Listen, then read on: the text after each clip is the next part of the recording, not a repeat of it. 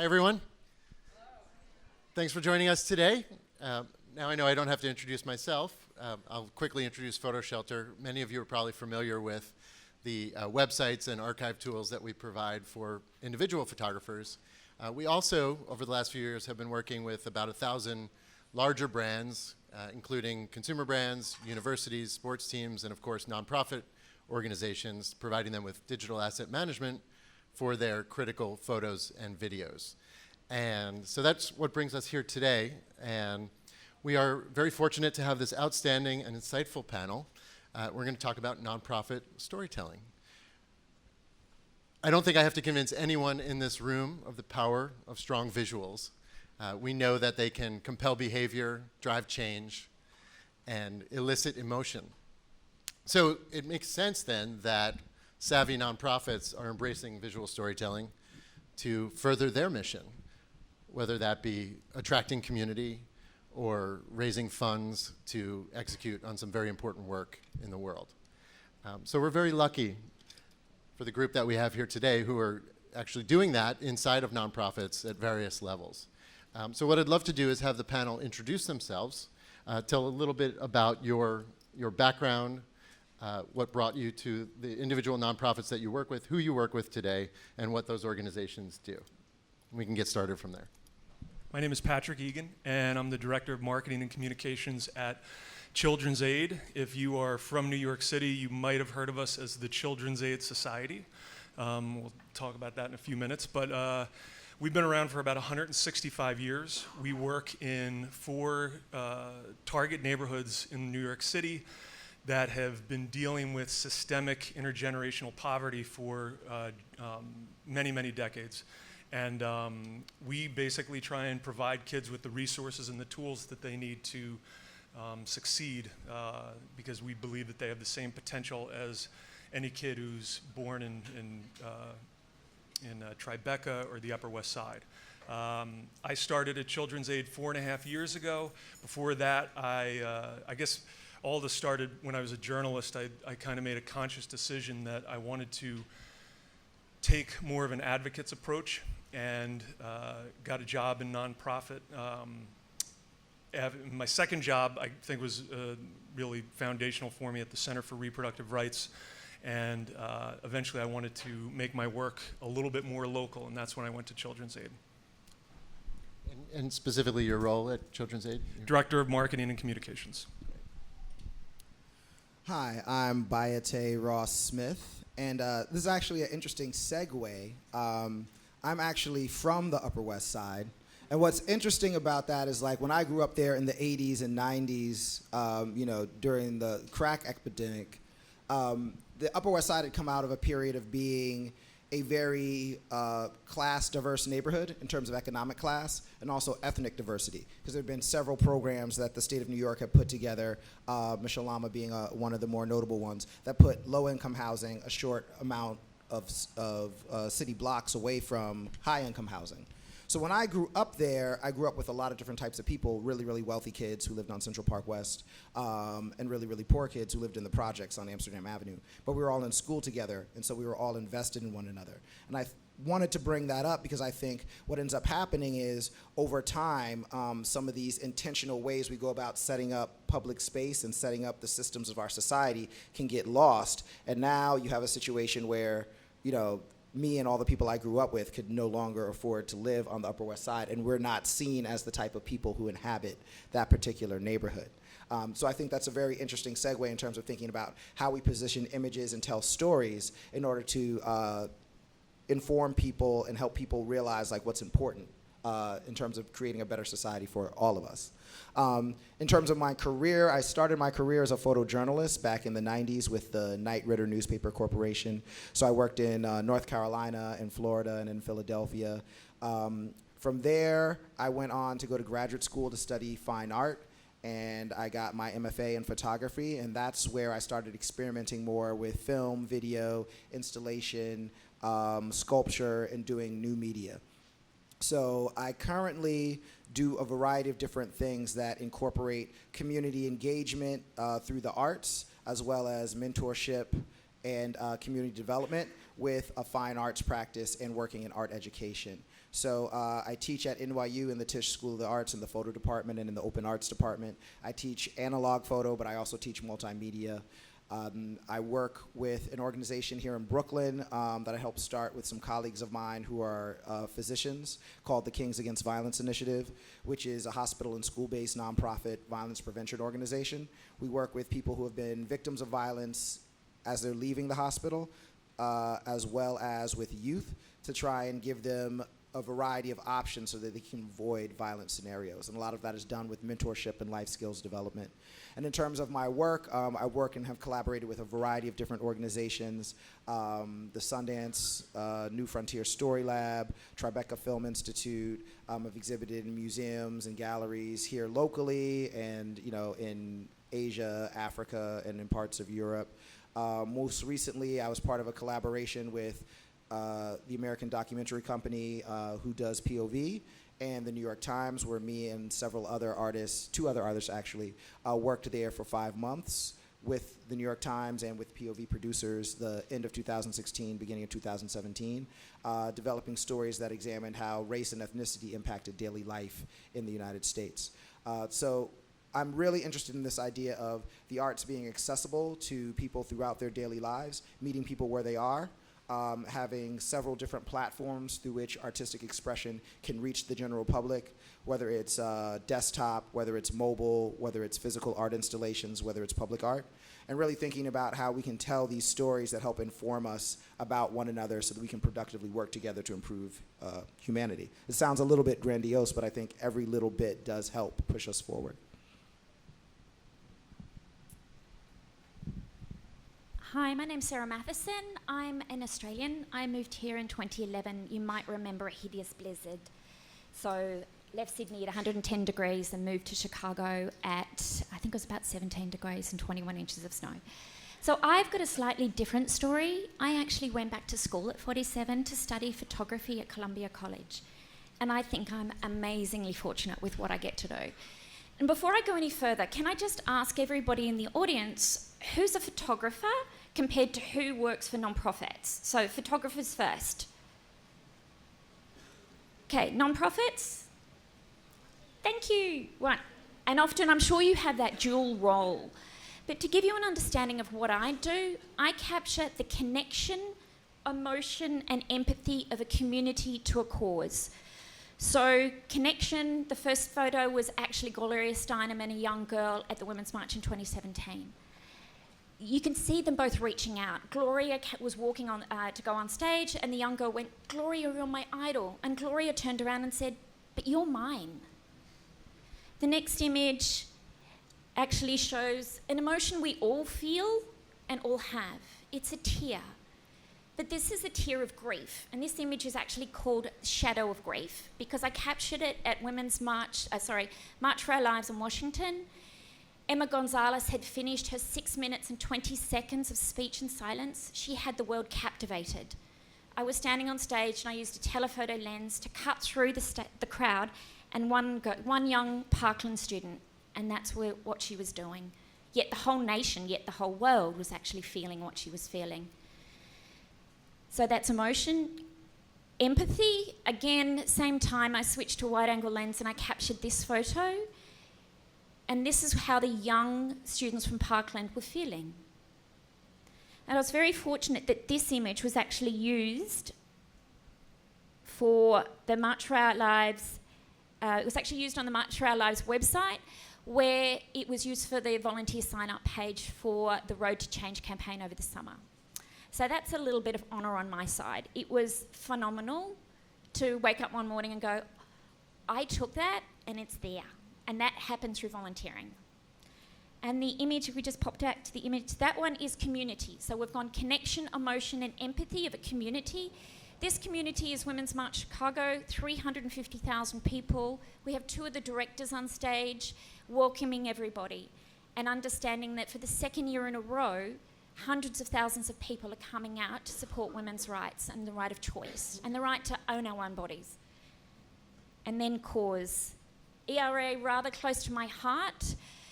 It was kind of a bit of an awakening moment for me to find out that, first of all, I'm a guest in this country. I don't mean to criticise what is done is not wrong, it's different. So I can't vote, so I observe. So ERA, Equal Rights Amendment, the women do not have equal rights in the US Constitution. So what I did was a deep dive on this. I went to a hearing in Chicago, and so I saw how the democratic process worked. There were people from both sides looking into the image, giving their point of view, saying why the ERA should pass, why it shouldn't pass. Then I went to Springfield, covered a rally, covered the press conferences, and 2 weeks later, the ERA was ratified in Illinois. So it's now, they need, I think it's 2 more states to ratify it and take it to Congress. So that's some of my work. Wonderful. Thank you each for the introduction. I think we get a really good understanding that we have a variety of perspectives here, both from working directly inside of an organization on day-to-day projects. Bayeté, in your case, it sounds like you have both serving the nonprofits as an artist that they would contract with to kind of drive the mission forward, but also you have founded and led your own. Yeah, I mean, it's interesting because I think about the nonprofit organizations I've worked with, and there's a few different types, from like the proverbial Rolls Royce of nonprofits, having like worked with like TED, right? So that's like pretty up there. That's pretty cushy when you go into the office. It's pretty comfortable. And then down to the Kings Against Violence Initiative, which is essentially something that my good friend and colleague, Dr. Rob Gore, founded and asked me to participate in. And we kind of built it from the ground up, just kind of showing up and working. So it's been a range of experiences. Excellent. And in Sarah, in your case, you're actually skilled at capturing the moment, and for each of the nonprofits that you've worked with. I'm wondering if we could, and I'm not exactly following the script here, but if we could kind of roll down this way and talk about, this will be the last kind of high-level question, but let's talk about functionally how the visuals are used in each of the organizations that you've worked with or work in, and then the role that they play, what they're being used for. Okay, I think before we go into that, we need to think about not just a photo, we need to think of it as a digital asset. Because yes, we have to satisfy the objectives of social media, and everybody goes, come on, I want it now, get it up, get it up. Yes, we've got to get something on Twitter. But that moment, with the event that you're capturing or you're telling the visual story about, you need to be able to create assets that allow you to do social media, also have an archive that you can use in your direct marketing piece, or can go into a book, or can be enlarged and put on the side of a building. So I think it's really important that when we go into these events, and we're talking about historically significant events, Women's March in Washington, Women's March in Chicago, March for Our Lives, these may happen again, but will they happen with the same force that they have happened before? It's like we're back in the 60s and here we are again. So you need to think of that asset.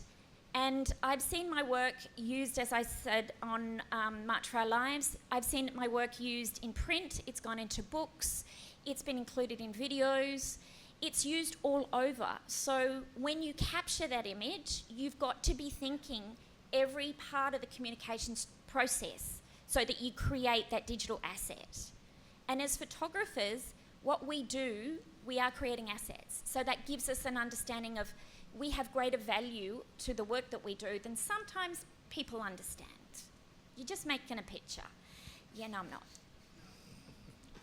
I think those are some excellent points. And building off of that, I think it's also important for us to be aware of how the images and content will be distributed, what platforms they'll be on, and then also, to some extent, the process and our social responsibility and accountability when we make these images and we make these content. So, there once was a time, mid-20th century, a lot of us are savvy enough to be familiar with the Kappa brothers and Cartier-Bresson and Magnum photography and the history of photojournalism. There was a point in time where we needed people who had access to resources to go around the world, engage with communities, and tell these stories that people might not normally have access to.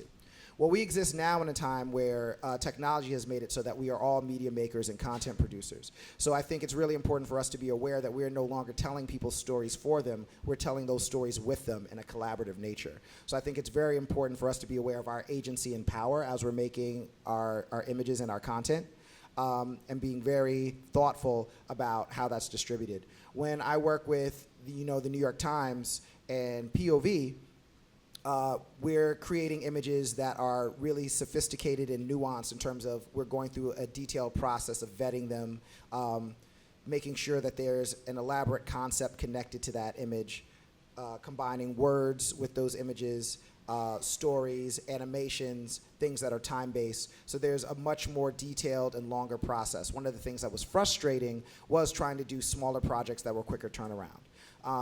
Working with an organization like TED, they are in control of a lot of their media, and they're highly branding everything. So I'm more in a role of a conceptual creator than actually doing the pixel pushing and the work of actually refining things. With an organization called like the Kings Against Violence Initiative, a lot of our images are about an archive and documenting what we've done, and then having this archive so we can figure out how to push it out later and promote what we're doing and tell that story. So it's less about a quick turnaround time and a specific media cycle, but more about an archive that we can strategically utilize at different points in time. So there's several different strategies depending on the organization and what their purpose is. Patrick? Well, I come at this a little bit differently in that I'm trying to create a through line for our organization on the many different ways that we communicate with people and the many different audiences that we have. So we're going to be speaking to donors because obviously they're vital to our continued existence. We speak to elected officials because we participate heavily in policy and trying to drive conversation around the laws and the policy that drives life in the city. And we're also trying to appeal to a general audience. We have a good following across all the social media platforms. And so there's this job to really try and get all of these different messages and all these different ways of communicating to triangulate and still create the same message to all those people, even though they need to hear it or see it in a different way. So that's kind of what drives me and my team. Excellent. So this is a good opportunity to go a little bit deeper. I know you are actually neck deep in a long-term rebranding of your organization. Could you tell us a little bit about the role that visuals have played in that evolution? And I think we have. Do we have visual examples here? Or? We do. As I mentioned in my quick introduction, we used to be called the Children's Aid Society. We were formed in 1863, I think. And when I arrived, or before I had arrived, the work that we were doing to help kids and families had outpaced our public profile in the way that we talked about our work. And so this was always something that we had our eye on to do this rebranding. And it was much more than just creating a logo. And obviously we dropped the word society from our name, which we felt was a little bit stilted and evoked some thoughts that didn't really fit with the groups of people that we served. And I would say that in a lot of ways, we were where we wanted to be on photography before we were there on our message and how we package things.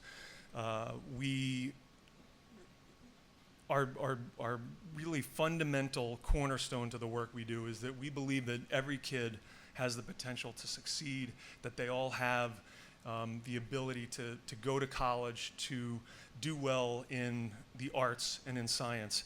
And they just need those things that are very often missing from their communities. And all of our photography had captured that. When we show kids that when they're in a garden, they're learning about nutrition, even as they live in food deserts where there's not a decent market. When we show them playing sports, we are seeing them having the ability to compete and to learn about teamwork and to feel good about themselves. And so all of this was there. We did not have a platform for it. Our website, before we relaunched last September, was very pre-2000, maybe early 2000. And so we wanted to create something. Basically, the visual was the centerpiece of what we wanted to create. And so we have gotten tons of great feedback, and I still love every day when I open up the website to be able to see photos like this that really demonstrate what we do and who we're working with, as opposed to the old setup. So it's been a process. I told Andrew a little while ago, because of budgetary considerations, this was really the first piece. And it's a 3-year process. We have 40 sites, so we have to get signage. We have to redo all of our publications so that they have our colors and our logo. But when we're able to at least go and create an online presence that looks like this, it feels like we're much more in concert with the work that we're doing. And just a quick follow-up question on that. So the campaign itself and the visual overhaul, obviously consistency is a really important component to deliver on, and you were saying about the message that you're telling to each of the different audiences. In terms of working with photographers, do you have a single or a group of photographers on staff with Children's Aid? Do you contract with photographers to provide like a library for the new overhaul, or how did you do that? Well, we have a limited budget, and so I take a lot of photographs. Everybody on our team, or not everybody, most of the people on our team know enough to use an SLR. We do hire one photographer to, when there are special occasions where we really want to make sure that we get the best possible photo. I think there was a shot from this finale performance that we have with Ailey Camp, which is an offshoot of the Alvin Ailey dance company. It's indoors, it's dark, and while I think I took some really good photos, this year we said let's pay somebody to really do a good job, and she did wonderful work. And she used to work for us, so she brings to her work an understanding of what we're trying to do, and so it's a very easy process. We do work with other photographers periodically, and I feel like creative people have a lot of empathy toward the mission and toward progressive causes, so it's not very difficult to create the right set of circumstances to create great content. Great. So let's kind of continue this same line of discussion, Bayeté, then Sarah. If you could tell us about a specific initiative that you took part in that used engaging visuals for a goal, and what that goal was, and what made it successful. So one of the more recent campaigns or projects I took part of was a project where, and I think it would be, if we can bring up the image of the school, it's kind of like, yeah. Oh no, I used it. Okay, yeah, that's the right one. Sorry, I was thinking it was a different piece in a similar project. But this is from a series of 360 immersive videos that I was doing with the New York Times and POV. And so what we were looking at was this idea of how we memorialize history through photography, those iconic historic images, and then how that relates to how we think about history, but then also how that history continues to live with us, because history is all around us, as we all know. But we go by these places where major historic events have happened, and we kind of have a disconnection between that. And so I wanted to utilize immersive video to kind of put people in a space and place and think more about the history, so that maybe it'll create more of a feeling of being there, more of a sense of direct connection. So I live uptown in Harlem, and I'd also lived in Washington Heights for a bit. And this particular image is from the Audubon Ballroom, and it was a piece about Malcolm X's assassination. And I'd walked past there a bunch of times, and it hadn't quite clicked that that was the Audubon Ballroom. There's like a Dallas BBQ there now, and it's a building for Columbia. And they also have another portion, a smaller portion of the building, is the Malcolm X and Betty Shabazz Center. So there is something there that relates to that history. But we walk past it every day, and I was thinking about how we can live with history and utilize history productively. So when I went to do this project, I had to balance a nonprofit organization, POV, with a for-profit organization, the New York Times. The New York Times being a journalistic and news-based organization, which has their own agenda in terms of their metrics for user engagement and audience engagement, versus POV, who is creating like an archive of more meticulously thought out, long-range documentary work. And then I had my intentions, which were really looking at how we have a lot of aspects of history that are not highlighted as much as they would be, because it's the history of certain people within the context of this country. So it got me thinking about, like, why was it even necessary to make a movie named Hidden Figures about the US space program? Like, those are things that are intentionally left out of our historical dialogue. So I had to balance that with what POV was attempting to do, and then with what the New York Times was attempting to do. Then we had to navigate different platforms, right? So we had to make sure this worked on desktop as well as mobile, so that people could engage with it on a daily basis. And then we had the issue of time. What are the metrics behind how much time people will spend? I personally like to take that into account, but I also think we have to focus on good storytelling. So, you know, the idea was that these pieces needed to be 2 to 3 minutes long, which they ended up being, but I was also saying that, you know, if it takes longer to tell the story, maybe we tell the story in multiple parts. So again, there's all these different aspects that we're having to navigate, from technology to the platform to who our collaborators are, and then the overall mission of our work, that can be very complicated, but I think these particular projects worked out really well because we were able to harness all the strengths of all these different perspectives and organizations in order to execute it. Excellent. Let's turn it down to Sarah. Okay, so who went to a women's march in 2018? How was it photographing there? Imagine trying to organise a team of photographers to cover a march for Chicago with 350,000 expected audience. So I was like, how would you do that? So what we basically did is I ran the media team. So we put out a call through Women's March Chicago website and said, hey, if you want to get involved, we need everybody. We need runners, we need digital techs, we need photographers, we need, you name it, we need it. And we had a lot of logistics we had to consider, particularly the weather. We didn't know if we were going to be standing in 2 inches of snow or 17 inches of snow, and that's not something we could control. We had no control over whether we could have internet or mobile internet access or not, because that, again, with crowds, that tends to get overloaded. You can't rely on it. So we had to put together a hub strategy. So we basically put up a sweep, and there was myself, another photographer who's also an attorney, an amazingly talented woman called Laura, and then a digital tech, Lauren. And we basically stepped the whole process through and went, okay, how do we do it if it's small? Then how do we scale it? So we took our hub strategy and then we replicated it. And so we had 4 hubs across 8 square blocks. And the runners only had to go 6 minutes in to any one of the photographers. Everybody was on radio.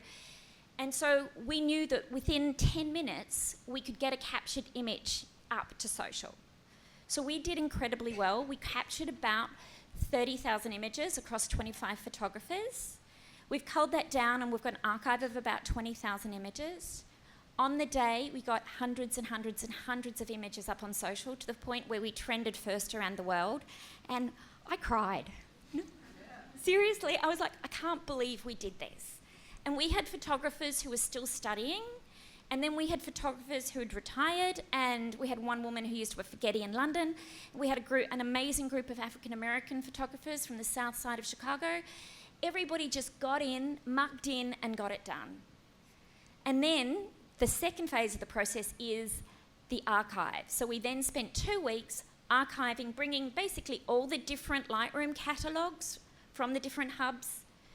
We were very fortunate that we thought through, like, the naming convention. Everybody had a position in their hub, so they had their position was part of their file convention.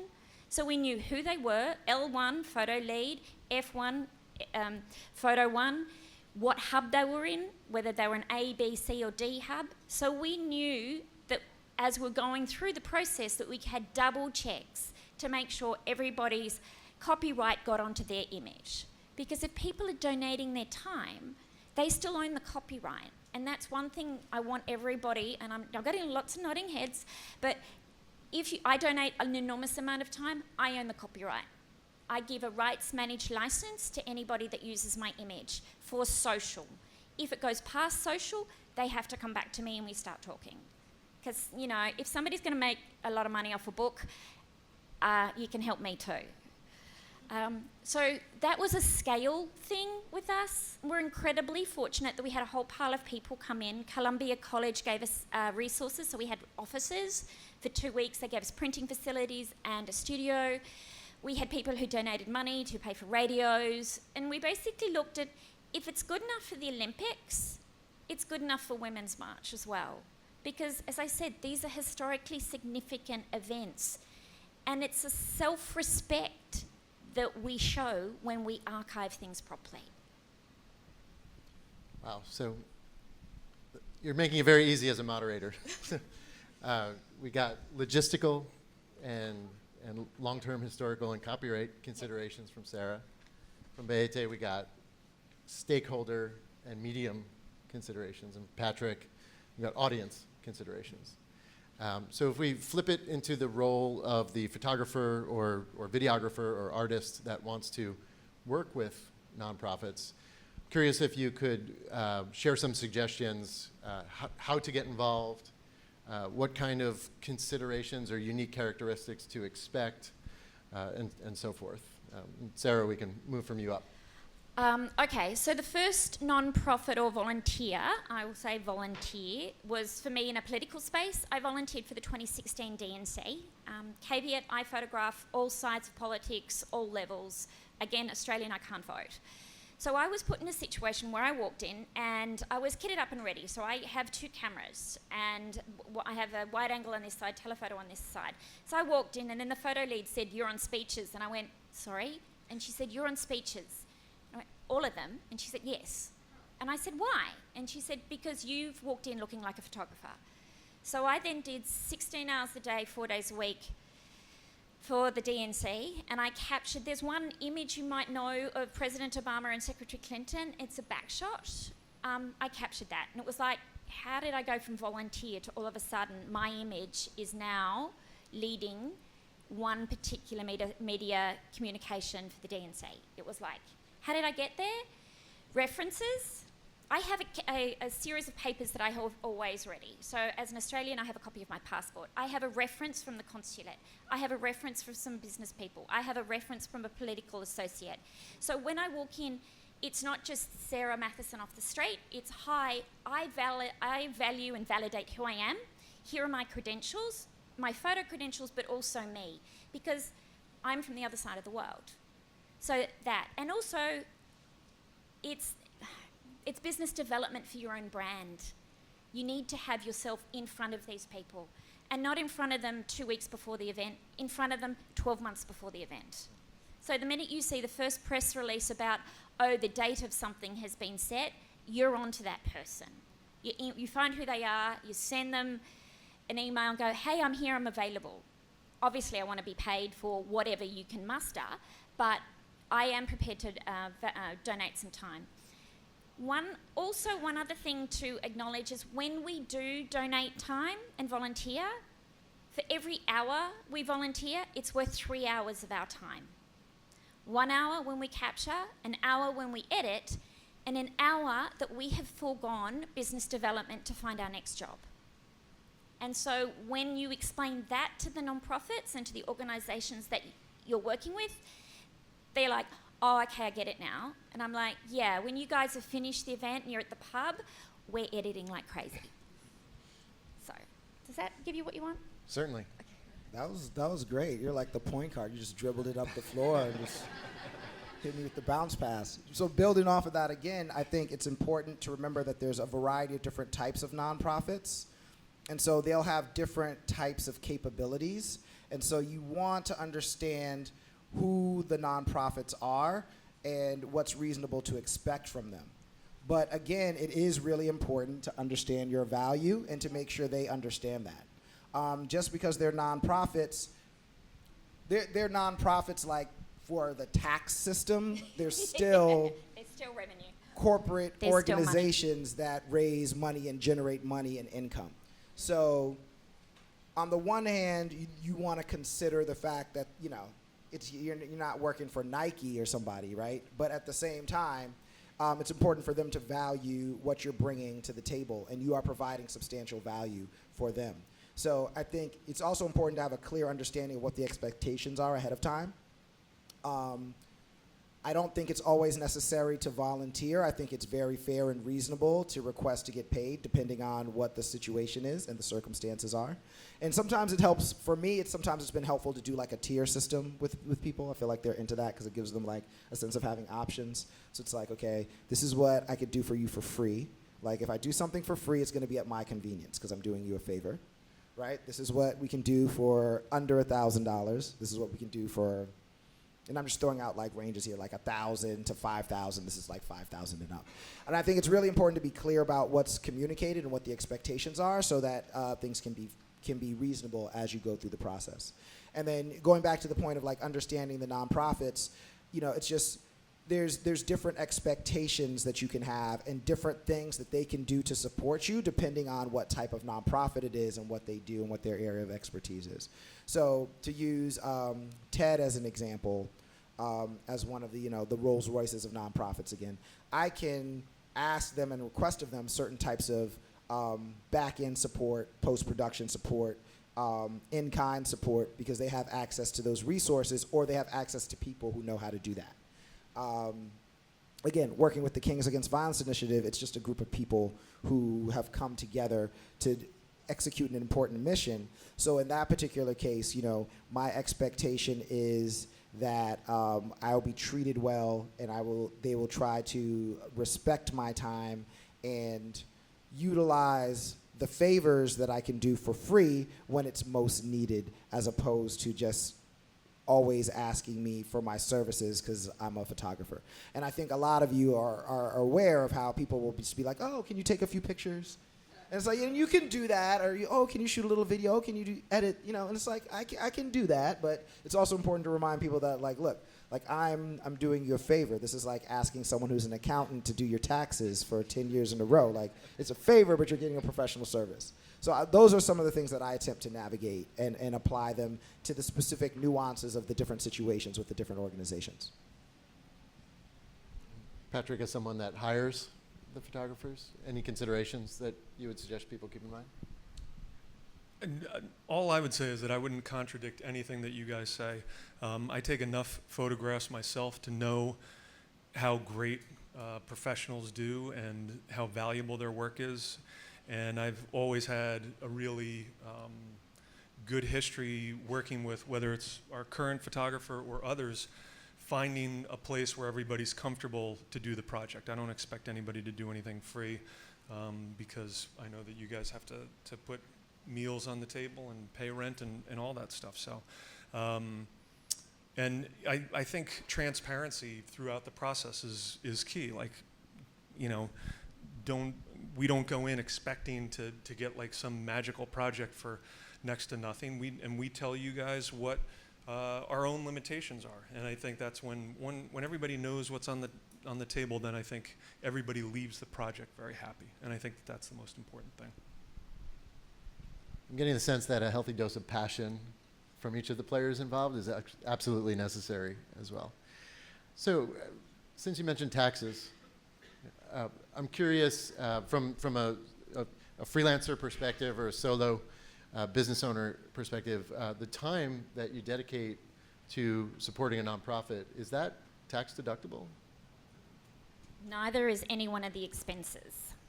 So you can get a donation receipt from the nonprofit. I'm speaking for Illinois, but you don't get anything else. So again, that's part of the conversation you have with these people. It's like, you know, you want us to cover an event of 350,000 people that's going to go around the world. There are certain things we need. If you think you're going to do this with 2 iPhones and a Canon T1 Rebel, I wish you good luck on that one. You know? And also, it's about growing up.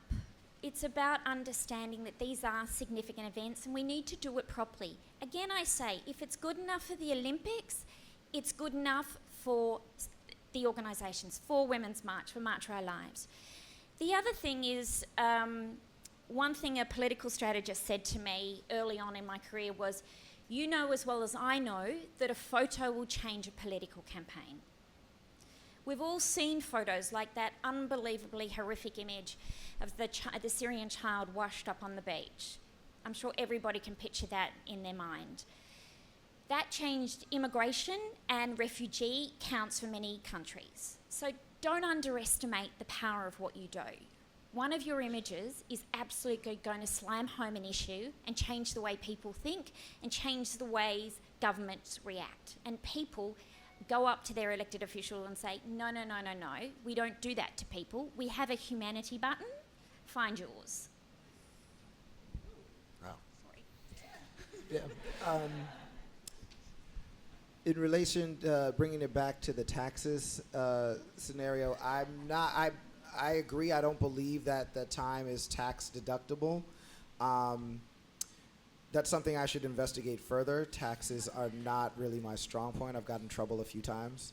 Not serious trouble, but just enough to be like, whoa, I don't want to get in trouble. But I mean, those are the things that we have to be mindful of, is just being prepared and thinking about the fact that we are these business entities and really making sure we stay on top of that. Another thing that I was just thinking as you were talking was, I think it's important to just remember that just because we're doing things that aren't for commercial purposes, that doesn't mean we have to get caught into a cycle of poverty and lack. And I think that can often happen when you're working in the nonprofit sector. And it's like, no, we're nonprofits, but we can do things at a certain level of quality too. And in some cases, maybe there's certain things we should do differently or certain things we shouldn't do at a certain time if we can't do it well. Okay, so we have just a few minutes left, and I'd love to open it up to one or two questions from the audience. Right here in the front.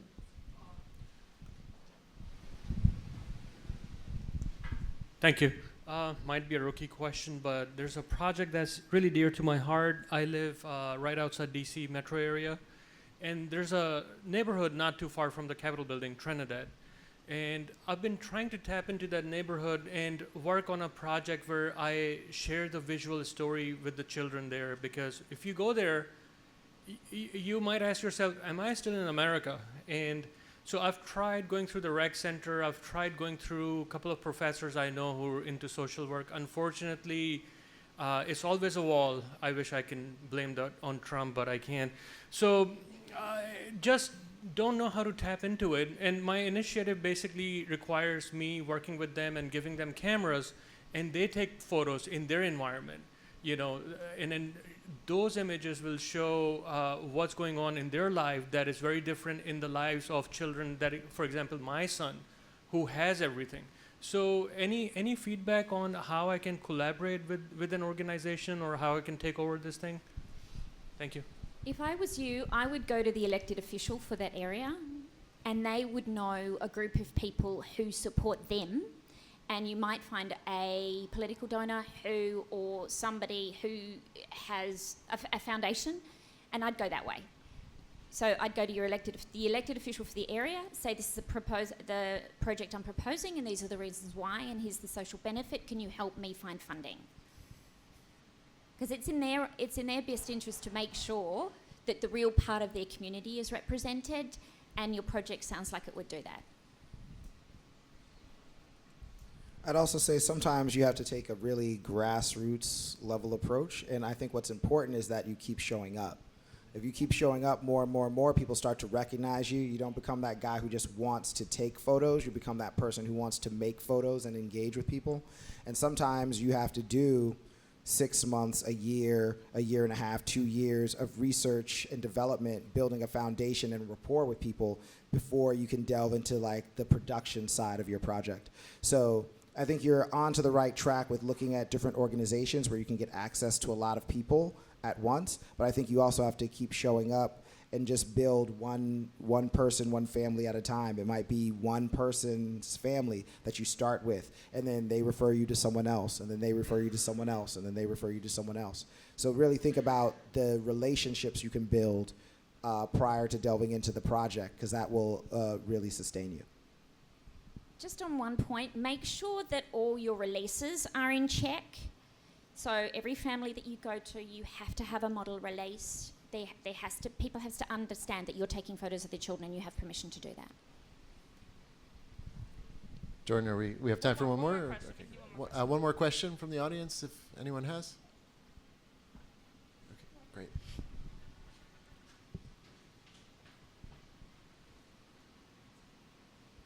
A couple things. One is some of these nonprofits, the people that get paid very well. So don't be taken advantage of. Number two, I appreciate your points about sharing your value and the amount of time that 1 hour of shooting equates to. The line I always get, and I'm sure a lot of the photographers out here have volunteered, for various causes that are near and dear to their hearts. I always get the line that, wow, you can really network with a lot of people. I got the line, it'll be good for your profile. And I said, I got that one. It's covered. It's all right. It's all right. I mean, there's truth in that, but that's a completely different subject, right? I mean, okay, I can do that. It will be good for me to network, but it's like, I can do that on my own. I could show up on my own and shoot. Like, it's really about like the relationship again that they want to develop with you. So yeah, I mean, that's cool that I can network, but if it's only a networking opportunity and I'm not feeling so hot the day of, I might decide to do something else that day, right? But then they wouldn't be pleased if that happened. So I think it's really about establishing like that this is a commitment. And again, to your point, if everyone's transparent and we know what's happening and what's going on, then everything should be able to be worked out. Great. Okay, so I think we're out of time. I would encourage you, if you'd like to continue the journey, continue the conversation.